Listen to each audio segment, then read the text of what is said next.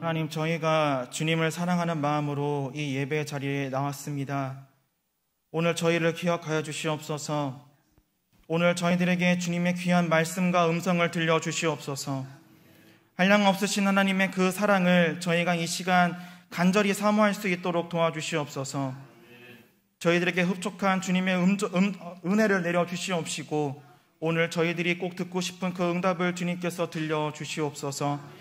감사드리며 예수 그리스도의 이름으로 기도합니다. 아멘.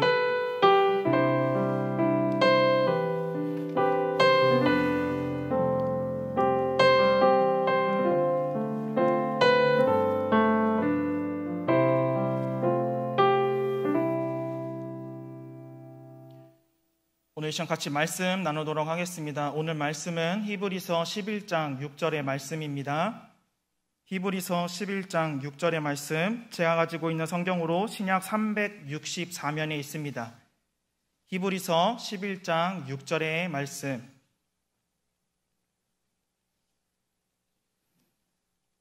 다 찾으신 줄 알고 제가 봉독하도록 하겠습니다. 믿음이 없이는 하나님을 기쁘시게 하지 못하나니 하나님께 나아가는 자는 반드시 그가 계신 것과 또한 그가 자기를 찾는 자들에게 상 주시는 이심을 믿어야 할지니라. 아멘. 먼저 교회 소식 전해드리도록 하겠습니다.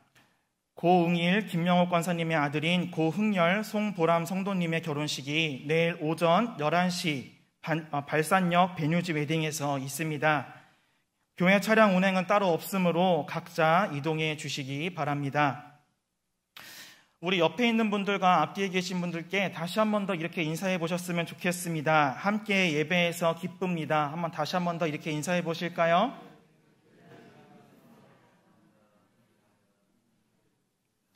네, 이렇게 현장에서 함께 예배하고 있는 분들, 함께 예배해서 굉장히 기쁩니다. 그리고 온라인으로 각 처소에서 예배하고 계신 분들, 함께 예배해서 참 기쁩니다. 몇 주 전에 집으로 어느 권사님 부부와 딸이 저희 집에 찾아온 적이 있습니다. 그분들은 저와 제 부모님과 함께 신앙생활을 함께 했던 옛 교회 성도님들이었습니다. 생각해보니 그분의 딸이 3살, 4살 때쯤 제 가족이 그 교회를 나오게 되었는데, 이때 이후로 거의 15년 만에 만나는 것이었습니다. 그러다 보니 무척 반가웠죠. 15년 전의 기억이 새록새록 떠오르는 것 같았고, 제 기억엔 여전히 어린 아이로만 존재했던 그 아이가 이제는 고2 학생이 되어 나타나니 신기하기도 했습니다. 같이 저녁을 먹고 이런저런 이야기를 나누다 그분들의 자녀 이야기가 나오게 되었습니다. 그분들에겐 2명의 아들이 또 있었는데요, 이제 어엿한 성인이 되어서 군 전역을 하게 되었고 아르바이트도 하고 직장도 구하는 등 여느 청년들처럼 사는 그런 아들들이었습니다. 그런데 그 애들이 부모에게 이런 이야기를 했다고 합니다. 엄마, 내가 왜 교회를 다녀야 하는지 모르겠어. 이 아이들이 부모에게 이렇게 말할 수밖에 없는 그런 상황들이 있었습니다. 제 가족이 교회를 나오고 나서 얼마 뒤 이분들도 다니던 교회를 나와서 다른 교회로 가게 되었는데요. 그런데 옮긴 교회에는 교육부를 담당하는 교역자가 없는 곳이었습니다. 그래도 담임 목사님이 작년부는 물론 교육부에도 관심을 가지고 예배하고 프로그램을 기획하는 등 다방면으로 노력하셨는데, 문제는 학생들과 담임 목사님의 나이 차가 크게 나다 보니 소통이 원활하지 않았다라는 것입니다. 이것이 장시간 지속하다 보니 자녀들은 자연스레 교회에 흥미를 잃게 되었고, 이것은 교회를 다녀야 하는 이유에 대해서까지 의구심을 갖게 만들었습니다.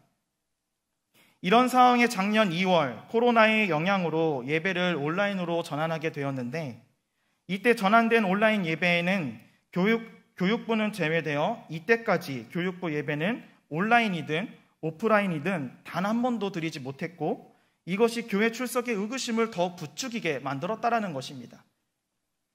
이분들이 이야기한 것을 정리하자면 이렇습니다. 신앙이 가장 많이 성장하는 중요한 시기인 청소년 때에 제대로 된 신앙교육을 받지 못해서 가족이 함께 신앙생활을 하는 것이 어려워졌다라는 것입니다. 부모로선 자녀들이 신앙을 가지고 살아가는 것이 너무나 필요하고 중요한데, 이 아이들이 과연 그렇게 살 것인지 알 수가 없고, 확신할 수 없어. 너무 불안하다라는 것입니다. 이분들의 이야기를 들으며 순간 제 모습과 제 주변을 돌아보게 되었습니다. 여러분도 잘 아시다시피 우리 교회는 코로나로 인해 예배가 온라인으로 전환될 때 교육부도 온라인 예배를 준비했고 또 서비스했습니다. 처음엔 사전 녹화 방식으로 예배를 준비했는데 학생들과 소통이 되지 않는 문제가 나타나 유튜브 실시간 스트리밍으로 예배의 방식을 전환했고, 그런데도 소통이 원활하지 않아서 2021년 들어선 화상통화 플랫폼인 줌으로 얼굴을 마주하면서 예배를 하고 있습니다. 이만큼 우리 교회는 하나님을 예배하는 일에 최선을 다하고 있고 모든 이가 어떤 방식으로든 예배할 수 있도록 제공하려고 노력하고 있습니다. 그런데 조금은 눈을 돌려서 제 주변을 살펴보니 우리 교회를 포함한 몇 교회만 이렇게 하고 있더라고요. 아직도 교육부 예배가 없는 교회가 있더라는 것입니다. 코로나로 인해 교회 재정이 어려워지면서 교역자를 내보낸 교회도 많이 있습니다. 그래서 교육부 예배를 제공하지 못하는 것이죠. 하지만 반대의 경우도 있었습니다. 교육부 교역자가 있는데도 예배를 제공하지 않는 그런 경우 말이죠. 다른 일로 바빠서 그럴 수도 있겠습니다만 중요한 것은 교육부 예배를 제공하는 교회가 생각보다 적다라는 것입니다. 달리 이야기해 본다면 많은 학생이 교육부 예배가 침체된 지금 상황 속에서 살아가고 있다라는 이야기입니다. 만약 이런 상황이 앞으로도 계속된다면 어떻게 될까요? 5, 6년 뒤에는 중고등학생 대부분이 청년이 될 텐데 이들 중 대다수는 믿음이 없을 수도 있습니다. 예수님의 구원의 의미도 모를 수도 있습니다. 당연히 교회 출석률은 낮아지겠죠. 이렇듯 문제에 관한 결과가 보이는 상황 속에서 우리는 무엇을 이야기해야 될까요? 이제 본격적으로 설교를 시작하기에 앞서서 여러분에게 한 가지 질문을 드려보겠습니다. 여러분, 2021년을 뜨겁게 달구고 있는 핵심 단어, 키워드가 하나 있는데 혹시 무엇인지 아시나요? 네, 아까 보셔서 이미지를 기억하시는 분들은 바로 아실 텐데요. 바로 백신입니다. 하루에 한 번 이상 아침 저녁으로 들으시죠. 올해 유년초등부는 이 백신이라는 주제를 가지고 여름성경학교를 준비하고 있습니다. 특별히 이 단어의 신앙의 의미를 더 부여하기 위해서 영어로는 돌아가다라는 뜻의 back, 그리고 한자어로 믿음이란 뜻의 신, 그래서 믿음으로 돌아가자라는 세부 주제를 정해서 이번 여름성경학교를 계획하고 있고 준비하는 중에 있습니다. 지금 우리가 사는 세상 속에서 학생들에게 요구되는 것이 바로 믿음이기 때문입니다. 저는 오늘 이번 여름성경학교 때 학생들과 함께 나눌 이 백신을 먼저 여러분들께 소개하고 나누려고 합니다. 학생들에게 요구되는 믿음이 사실은 우리 모두에게도 필요하고 또 요구되기 때문입니다. 우린 1년 하고도 절반이라는 시간을 주로 온라인으로 소통해 왔습니다. 하나님께만 고정적으로 드리던 우리의 시간, 노력은 이제 다른 일정에 빼앗겼고 아무 때나 예배할 수 있다는 생각은 우리의 예배하는 모습을 해이해지게 만들었습니다. 그뿐만 아니라 소통이 단절되어 현대인에게 가장 큰 문제로 지적되고 있는 고독과 소외, 외로움의 문제를 더 크게 만들었습니다. 우린 믿음으로 돌아가 소망과 희망이신 하나님을 발견해야 합니다. 우리 안에 존재하는 두려움과 어려움 등을 진단받고 의사이신 하나님께 처방받아야 할 필요가 이 시대를 살아가는 우리에게 너무 필요하고 요구되는 것이죠. 또한 하나님의 자녀라는 정체성을 발견하여 하나님의 말씀을 듣고 기억하는 삶을 살아내는 모습이 필요한 것입니다. 오늘 말씀이 저와 여러분이 좋은 자극이 되고 큰 위로가 되기를 간절히 소망합니다. 첫 번째는 진단이라는 것입니다. 우리 히브리서 11장 24절, 26절의 말씀을 같이 읽어보도록 하겠습니다. 시작. 믿음으로 모세는 장성하여 바로의 공주의 아들이라 칭함받기를 거절하고 도리어 하나님의 백성과 함께 고난받기를 잠시 죄악의 낙을 누리는 것보다 더 좋아하고 그리스도를 위하여 받는 수모를 애굽의 모든 보화보다 더 큰 재물로 여겼으니 이는 상 주심을 바라봄이라. 아멘. 자신의 정체성을 깨닫고 올바른 삶을 산 성경 인물 중에는 모세라는 사람이 있습니다. 모세의 이름 뜻엔 물에서 건지다라는 뜻이 있죠. 이것은 모세가 태어날 당시의 모습이 어땠는지를 생각나게 합니다. 출애굽기 1장 8절에 의하면 요셉을 알지 못하는 한 사람이 이집트의 파라오로 즉위하게 됩니다. 그는 이집트 인구보다 히브리 인구가 많다는 이유로 히브리인들을 노예로 부리기 시작했습니다. 그뿐만 아니라 새로 태어난 히브리인의 아기 중 남자아이는 모두 나일강에 던지라고까지 명령했습니다. 모세는 바로 이 시기에 태어났습니다. 파라오의 명령에 의하면 모세는 당연히 죽임을 당해야 했던 그런 처지에 있었던 인물입니다. 하지만 모세의 어머니였던 요게벳은 모세를 죽이지 않으려 갖은 노력을 다했습니다. 그녀가 선택한 것은 갈대 상자에 모세를 넣고 강물에 띄우는 것이었습니다. 때마침 파라오의 공주가 강으로 목욕하러 나왔는데 강물에 떠내려오는 갈대 상자를 건져 모세를 발견하게 됩니다. 공주는 즉시 그 모세가 히브리임을 간파했습니다. 원칙대로라면 즉시 강물에 던져 죽였어야 했지만 공주는 측은지심이 생겨 모세를 살려주고 키워주기로 합니다. 때마침 이 모든 광경을 지켜보고 있던 누나 미리암이 공주에게 유모의 필요성을 제안해 요게벳이 유모 일을 맡아 하게 되었습니다. 그렇게 모세는 이집트인으로 왕족으로 살아가게 됩니다. 모세가 어느 때에 자신의 출생의 비밀을 알게 되었는지는 확실히 알 수가 없습니다. 단지 출애굽기 2장 11절에 의하면 모세가 히브리인을 자기 형제라고 인식했다는 첫 설명이 등장하는데 이때의 모세는 자신이 히브리인임을 알고 있었음이 분명합니다. 이때 한 이집트인이 히브리인을 때리고 있었는데 모세는 자신의 형제를 때리는 이 상황을 불편하게 여겼습니다. 결국 모세는 이집트인을 때려 죽이게 되었고 급히 땅에 묻어 흔적을 지우려고 했습니다. 하지만 이 일은 곧 발각되었고 그 길로 모세는 도망쳐 미디안 땅으로 가게 되었습니다. 이제 모세는 이집트인도 히브리인도 아닌 아무개의 삶을 살게 됩니다. 그렇게 오랜 시간이 흘렀습니다. 어느 날 하나님께서 모세를 부르셨습니다. 하나님의 말씀은 매우 뜻밖이었죠. 모세를 파라오에게로 보내 하나님의 뜻을 분명하게 보이시겠다라는 그런 말씀뿐만 아니라 온 히브리인의 구원자로 세우시겠다라는 그런 말씀을 모세에게 해주셨습니다. 하나님의 이와 같은 부르심이 있고서야 모세는 자신이 어느 민족으로 살 것인지를 분명하게 결정하게 됩니다.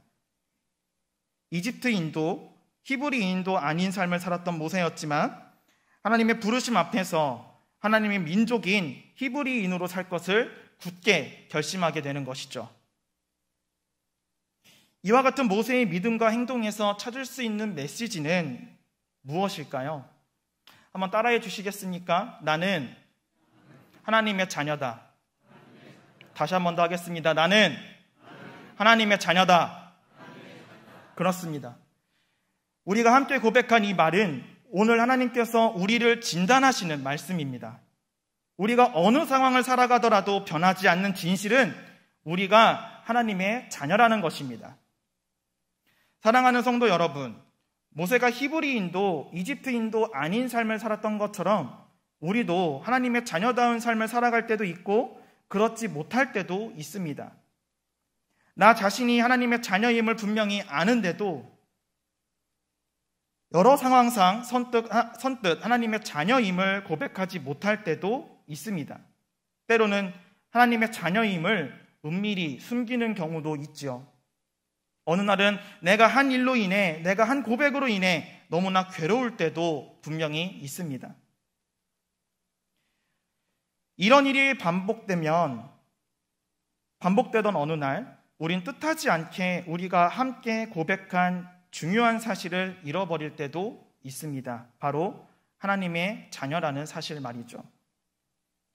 오늘 함께 예배하는 성도님 중에 이런 일로 인해서 마음이 불편하신 분들도 계실 수 있습니다. 그래서 기도하기가 불편할 수도 있고 예배하는 중에도 마음이 불편하실 수도 있습니다. 내가 하나님의 자녀라는 사실을 잊어서 때로는 나 스스로가 그 사실을 저버려서 말입니다. 하지만 하나님은 이런저런 마음의 불편함을 이기고 예배의 자리를 찾으신 여러분을 향해 너는 내 아들이다, 너는 내 딸이다 라고 말씀해 주십니다. 내가 오늘 이 자리에서 부르짖는 기도에 내가 응답할 것이다 라고 말씀하십니다. 그것은 저와 여러분은 모세처럼 하나님의 자녀로서의 삶을 믿음으로 결단했고 그 결단의 증거로 하나님을 지금 이곳에서 온라인의 각 처소에서 예배하고 있기 때문입니다.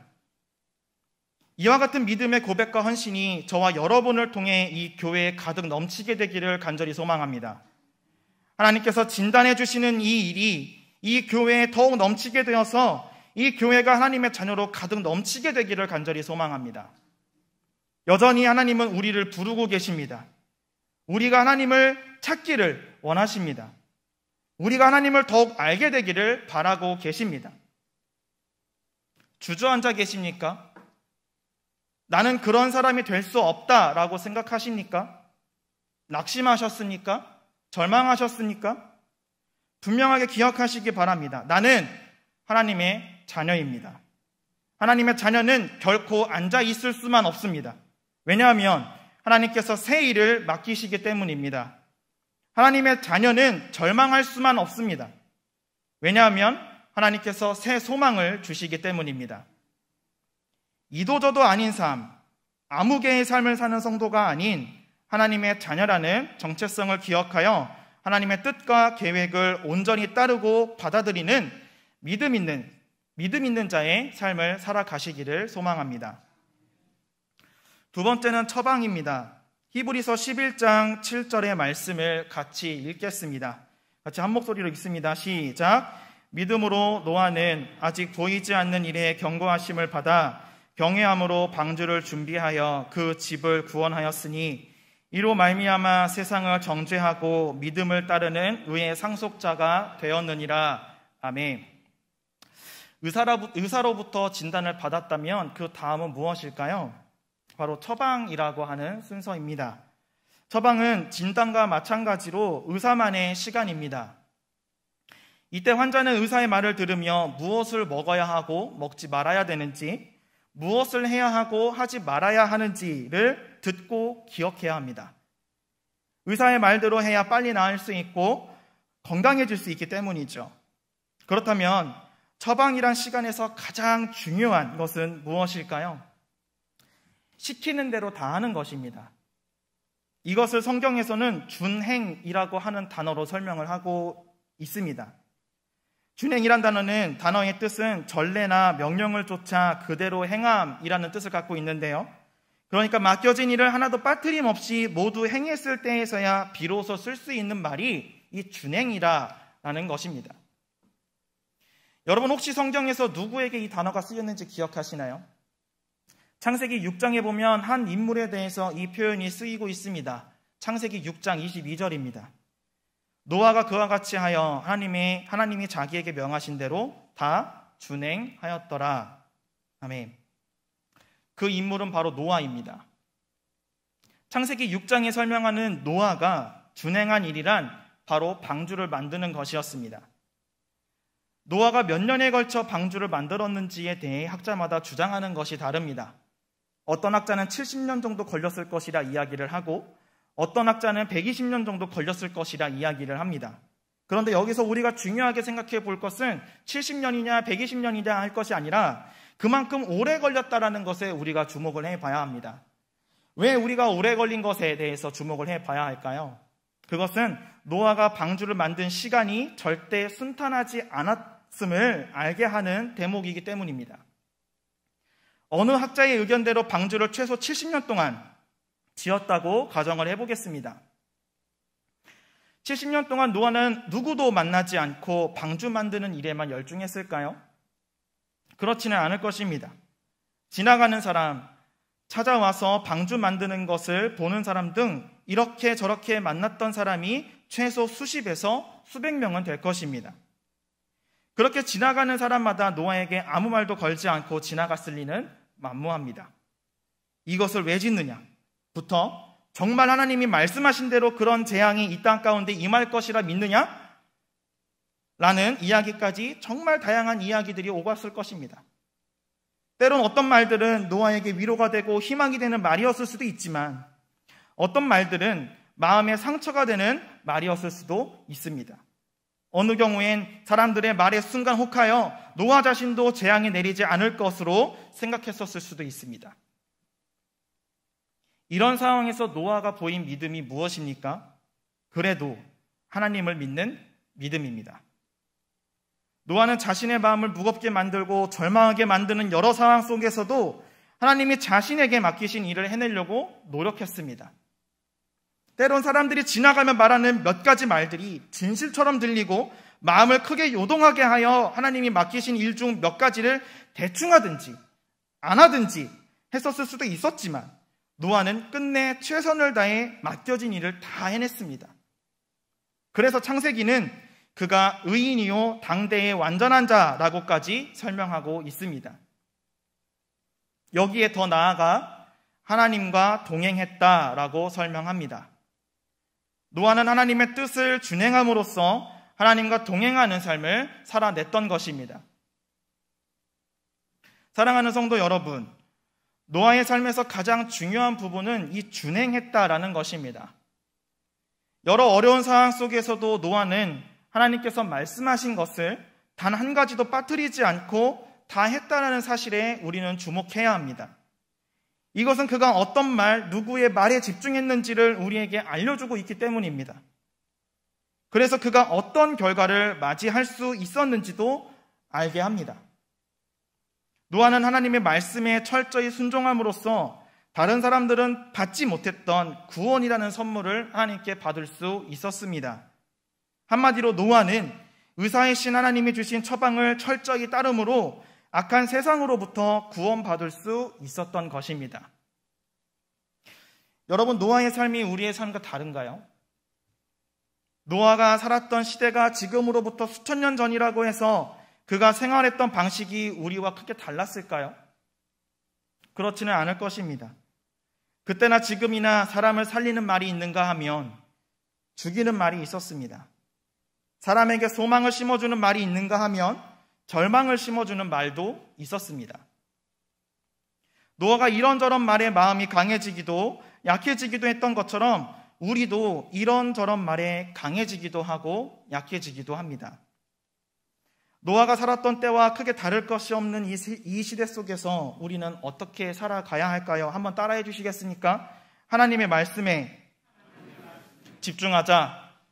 다시 한번요. 하나님의 말씀에 집중하자.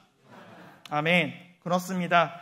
우리는 하나님의 말씀에 집중하는 삶을 살아내야 합니다. 확실히 코로나 이후로 한국교회는 그 어느 때보다 심각한 침체기를 겪고 있습니다.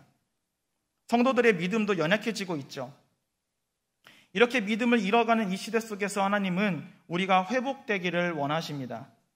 노아가 가진 믿음을 우리도 가지기를 원하십니다.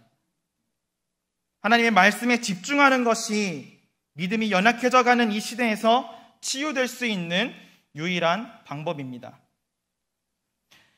성도 여러분, 하나님의 처방을 기억하십시오. 하나님의 말씀을 기억하십시오. 오늘 예배에서 선포되는 하나님의 말씀, 오늘 기도의 자리에서 응답되는 하나님의 그 거룩한 말씀을 기억하십시오. 그리고 어떻게 해서든지 그 말씀대로 살아가려 노력하십시오. 준행하려고 노력하세요. 우리가 하나님의 말씀대로 준행할 때 우린 구원받을 수 있습니다. 치유받을 수 있습니다. 회복될 수 있습니다. 더욱 강해질 수 있습니다. 새 힘을 얻을 수 있습니다. 하나님의 말씀에 따라 살고 하나님의 말씀에 따라 전진하고 멈추는 믿음 있는 신앙인이 되시기를 간절히 소망합니다. 마지막 세 번째는 복용입니다. 히브리서 11장 8절부터 10절의 말씀을 같이 읽겠습니다. 조금 길지만 함께 한 목소리로 읽도록 하겠습니다. 시작. 믿음으로 아브라함은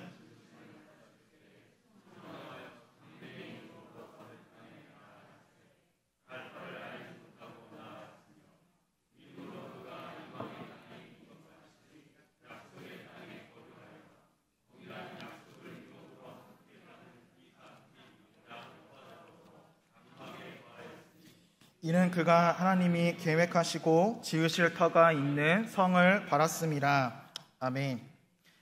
진단과 처방이 하나님의 영역이었다면 복용은 우리의 영역입니다. 약을 처방받았을 때를 한번 생각해 볼까요? 처방전을 들고 약국에 가면 약사는 처방전에 적힌 대로 약을 지어줍니다. 그리고 약봉투에 담아주면서 하루에 몇 번씩, 몇 알씩 먹어야 하는지를 알려주죠. 혹시나 환자가 제대로 기억 못할 수도 있어서 약 봉투에 친절히 체크도 해줍니다. 그러면 환자는 어떻게 하면 될까요? 의사가 처방해준 대로 조제된 약을 약사의 가르침대로 제때 제대로 먹으면 됩니다. 그러니까 복용은 곧 실천의 영역이다라는 것입니다. 이 주제에서 살펴보고자 하는 인물은 아브라함입니다. 아브라함은 믿음의 조상이란 대명사를 가진 인물인 만큼 할 수 있는 이야기가 굉장히 많습니다. 100세에 얻은 이삭 이야기, 이삭을 번제로 드리려는 이야기, 조카 롯을 구한 이야기 등이 있죠. 하지만 아브라함이 삶으로 실천했던 이야기를 하나 꼽으라고 한다면 단연 고향과 친척 아버지의 집을 떠나 하나님께서 말씀하신 땅으로 나아갔던 이야기입니다. 이에 대해 히브리서 기자는 아브라함의 모습을 이렇게 설명합니다. 믿음으로 아브라함은 부르심을 받았을 때에 순종하여 장래의 유업으로 받을 땅에 나아갈새 갈 바를 알지 못하고 나아갔으며. 히브리서 기자가 아브라함의 모습에서 주목한 것은 갈 바를 알지 못하고 나아간 것입니다. 이를 믿음이라고 이야기를 하고 있는데요, 그것은 아브라함이 보인 이 믿음이 결코 쉬운 선택으로 나온 것이 아니기 때문입니다. 예를 들어 집을 이사하게 되었다라고 한번 생각해 보겠습니다. 그러려면 먼저 지역을 정해야 하고 집을 알아봐야 할 것입니다. 여러 부동산을 다니고 인터넷으로 여러 정보도 얻으면서 가장 최적의 집을 찾아내야 하겠죠. 찾았다면 실제로는 어떤 구조로 되어 있는지 실물로도 확인을 해봐야 할 것이고요, 그런 후에야 최종 결정을 하게 될 것입니다. 이처럼 이사하는 것에 대해서 잠깐 생각해도 이렇게 많은 절차와 순서, 확인해야 할 것이 나오는데 갈 바를 알지 못하고 나아간 아브라함은 대단한 믿음이 있는 사람 아닙니까? 자신이 거주할 곳이 어딘지도 정확히 알지 못했고 그곳을 다녀와 본 적도 없는데 하나님이 부르시고 이끄신다라는 그런 믿음 하나만으로 고향과 친척과 아버지의 집을 떠났으니 말입니다. 사랑하는 성도 여러분, 이사를 위해 우리가 지역과 집을 꼼꼼히 알아보는 것처럼 사람은 누구나 하나님의 분명한 응답과 말씀이 있었어도 그것을 꼭 확인받고 싶어 합니다. 하나님의 말씀이 분명한 사실인지, 내가 들은 음성이 하나님의 진짜 음성이었는지를 확인한 다음에야 말씀대로 순종할 것을 결단하는 것입니다. 바로 이 부분에서 아브라함과 우리의 모습이 분명한 대조를 이룹니다. 아브라함은 하나님께 2번 묻지 않았습니다.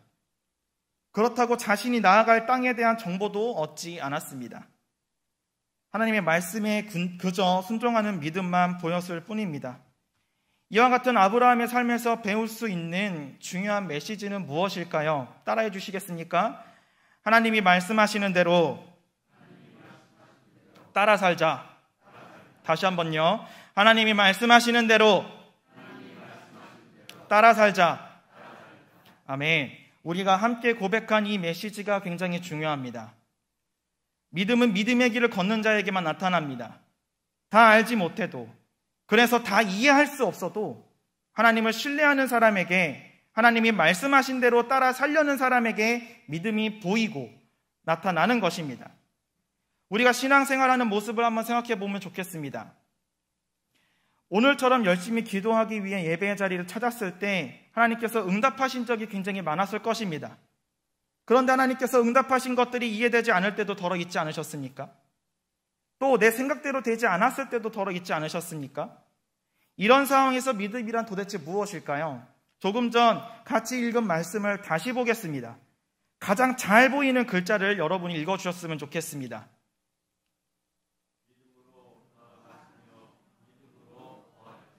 그렇습니다. 나아가는 것, 거하는 것이 믿음입니다. 하나님의 응답이 이해되지 않아도 내 생각과 달라도 소망으로 받아들이는 것이 믿음입니다. 이제 설교를 마치겠습니다. 지금까지 꽤 많은 분이 백신 접종을 완료하셨습니다. 백신 접종자가 많다는 것은 곧 우리의 일상의 회복됨을 나타내는 것이겠죠. 하지만 저는 한편으로는 불안합니다. 우리의 일상이 회복된다고 하더라도 그 모습이 예전과 같지 않을 것 같기 때문입니다. 조금 전에 문제점으로 지적했다시피 우리는 이미 하나님께 드리던 시간을 다른 것에 많이 할애했습니다. 약속 때문에 교회가 아닌 다른 곳에 나 자신을 머무르게 만들기도 했죠. 이것이 장기간 지속하면서 이젠 우리의 한 일상이 되어버리고 말았습니다.